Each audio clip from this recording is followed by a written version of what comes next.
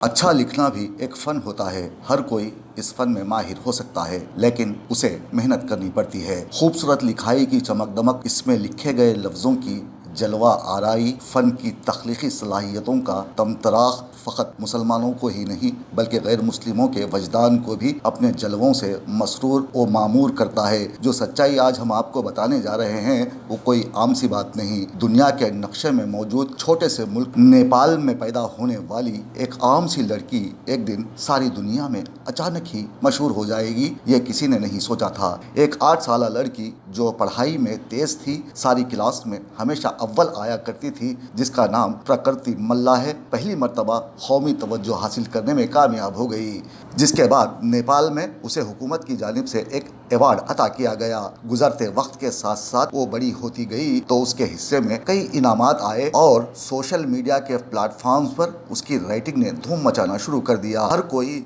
इसकी लिखावट की तारीफ करने लगा। जब वो अंग्रेजी में लिखती तो देखने वाले शशदर रह जाते और हैरत से उसका मुंह तकते रह जाते। एक लड़की जिसने अपने हाथों के जादू से अपना नाम दुनिया भर में रोशन कर दिया, उसे देखने के लिए लोग बेकरार होने लगे। आज जबकि दुनिया ने तरक्की कर ली है और टेक्नोलॉजी के इस दौर में भी खत्ताती का अपना एक अलग ही मुकाम है। ये क्लासरूम में तलबा के लिए मवासलात और इल्म की तशखीस का बुनियादी जरिया भी है। प्रकृति मल्ला जो इंतहाई ज़हीन लड़की है, उसने अपनी लिखावट के जरिए सभी को हैरान कर दिया और दुनिया भर से कई अवार्ड्स हासिल किए। इस कामयाबी में उसके वालिदैन का भी हाथ रहा, जिन्होंने उसकी हौसला अफजाई की और वो लिखने की प्रैक्टिस करती रही। दुनिया को बता दिया कि खुशखत नवेसी भी इंसान को नुमाया मुकाम अता कर सकती है और मेहनत कभी रायगा नहीं होती। प्रकृति मल्ला ने ये साबित कर दिया कि गोया अब खत्ताती सिर्फ लिखने का अमल नहीं रहा बल्कि फ़नून लतीफ़ा की एक अहम सिन्फ की हैसियत इख्तियार कर चुकी है।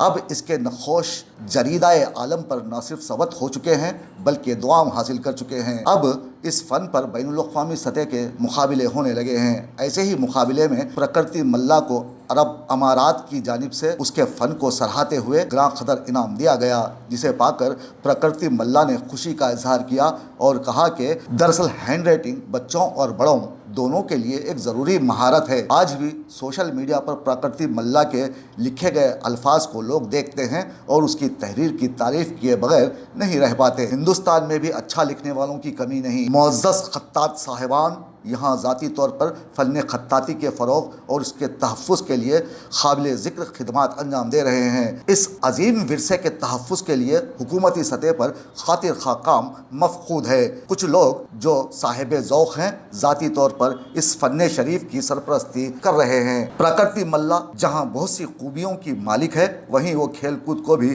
पसंद करती है। इसका लिखा मोतियों की तरह लगता है।